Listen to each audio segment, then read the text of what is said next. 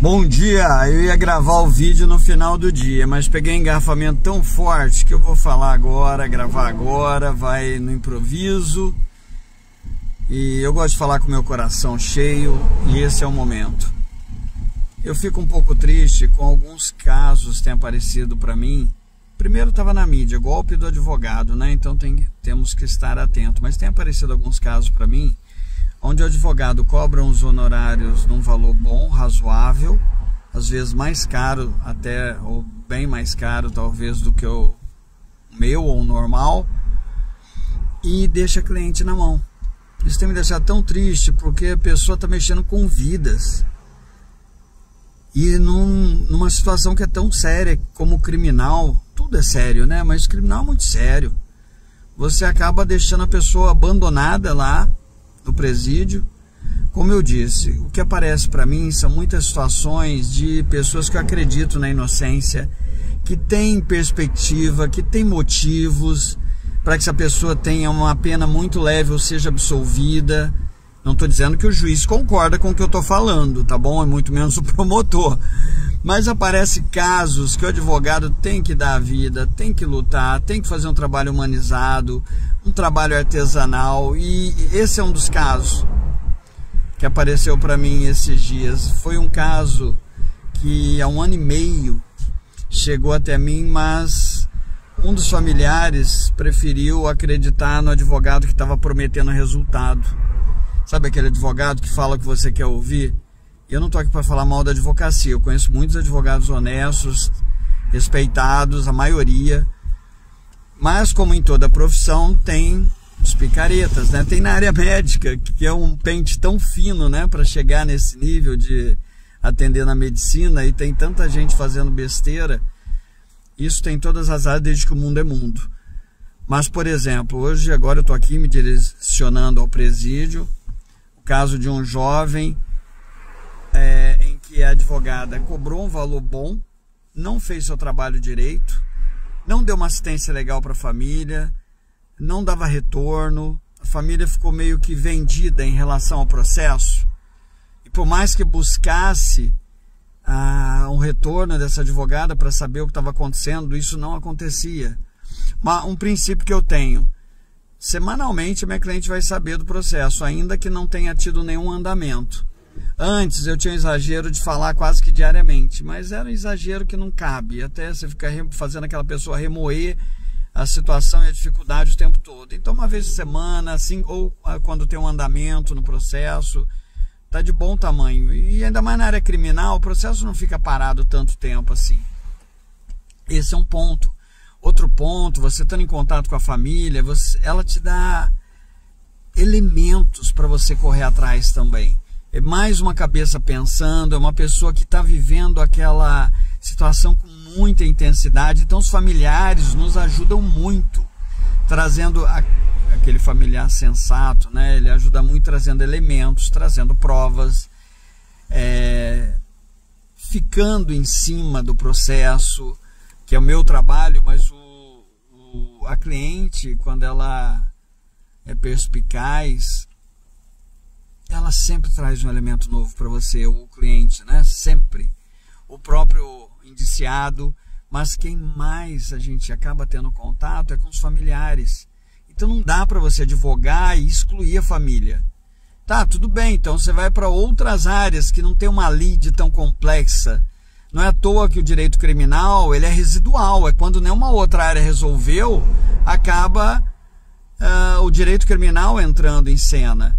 Tem situações que você pode fazer um desacordo comercial na esfera civil, tem situações que não chega a grave ameaça, a injúria, a violência, entendeu? Então o direito penal ele é fragmentário. Então, para atuar nessa área, a pessoa precisa ter paciência com a família, precisa estar ali envolvida, porque você vai sofrer junto com a família. Se você é uma pessoa diligente, uma pessoa responsável, você acaba sofrendo junto com a família. E esse jovem é muito interessante, porque é um caso que a família... Eu estou conhecendo o processo agora, me debruçando, fui contratado ontem à noite, me debruçando no processo, E os elementos que os familiares trazem para mim, eu acredito neles, nos familiares, e também o contexto desse jovem, é de uma pessoa que era para ter sido inocentada e não condenada por um crime tão grave. Entendeu? O grande problema é que às vezes a pessoa mora numa área de risco. Lembra que eu falei esses dias que eu já passei dentro de muitas comunidades para evangelizar, desde muito tempo, em projetos sociais que eu já pertenci, igrejas que eu pertenci. Cara, muitas vezes tem que chegar ali dentro da boca de fumo e falar, tô indo na casa da fulana. Agora, um morador tá tendo ação policial, ele tá ali passando pela boca de fumo, acaba sobrando para ele. Então, morar em uma área de risco, você corre risco só por morar lá. Não é à toa que a gente ouve falar da bala perdida, que acaba sendo achada, né? Que as pessoas brincam com a situação, que nem era para brincar, mas brincam, né? Que ela tem endereço certo, né? Mas é isso. O ponto principal nesse processo tinha muita coisa para ser feita e não foi feita. Inclusive, a apelação foi rejeitada. Eu nunca tinha chegado à minha mão um caso assim. É normal ser rejeitado um HC. É normal ser rejeitado em tribunais superiores, porque passa por um crivo, muitas vezes, da inteligência artificial, pela demanda, né, dos tribunais superiores. Isso acontece. Mas uma apelação ser rejeitada, eu nunca tinha chegado à minha mão, nunca aconteceu comigo, e nunca um amigo me pediu ajuda com um caso assim. E quando você vai ver a apelação, o advogado trouxe um simples elemento. E esse advogado que não atuou como deveria, o que acontece? O processo foi parar na mão da defensoria, a defensoria pega o pepino na mão também e acaba... não estou falando mal da defensoria, por favor, e muito menos da advocacia em geral, mas a defensoria chega com o pepino na mão. Por exemplo, eu deixei muito claro para minha cliente, para os meus clientes, né, no caso, tirar leite de pedra, porque você tem um processo todo para produzir provas, para tentar fazer um trabalho bem feito, inquirição, e essa família produziu algumas provas que demandam gasto financeiro, como por exemplo a ata notarial, que não é algo barato, né? Porque eles queriam melhor para o seu filho, no caso de filho, enteado, para um dos parentes, enfim. É um desabafo. Então, assim, não acredita em advogado que fica te prometendo o que ele não pode prometer, porque quem solta é o juiz. Advogado não tem poder para soltar, ele tem o poder de fazer um trabalho bem feito, que o promotor vai respeitar, que o juiz vai respeitar, e que se eles tiverem um pingo de humanidade diante de um trabalho bem feito, esse cliente vai ter um resultado bom. A liberdade, uma absolvição, uma pena menor. Se entende? A gente trabalha também, não é só absolvição, a gente trabalha muitas vezes mitigando os danos. Agora esse processo praticamente acabou quase tudo. Tudo bem, dá para fazer um RESP, dá para fazer um agravo, sim, dá para subir para o STJ, dá para fazer uma revisão criminal, dá. Mas tem muitas coisas que você não pode alegar agora, nesse momento, porque não foi trabalhado durante o processo.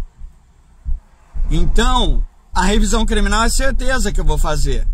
Está quase transitando em julgado, se é que já não transitou, porque eu vou agora pegar a procuração do cliente. Eu podia mandar por e-mail? Poderia, mas eu prefiro ser urgente. É uma situação que demanda urgência. Vou logo, fui contratado ontem à noite, hoje cedo eu já estou na estrada. Para pegar a procuração, para falar com o cliente, ouvir a versão dele, ouvir a história dele, eu já ouvi dos familiares, depois debruçar no processo. Então assim, eu não posso entrar em muitos detalhes, mas é um processo onde os outros correios falaram que o meu cliente era inocente. Pô, tu quer uma coisa melhor que essa? Por que ninguém ouviu isso? O processo foi desmembrado. As coisas que eu estou falando com certo cuidado, mas tem um pouco de conhecimento técnico, que eu espero poder ajudar também alguns advogados iniciantes. Foi desmembrado, mas existe a prova emprestada. Tem muita coisa que pode ser feita. Mais ainda poderia ter sido feito.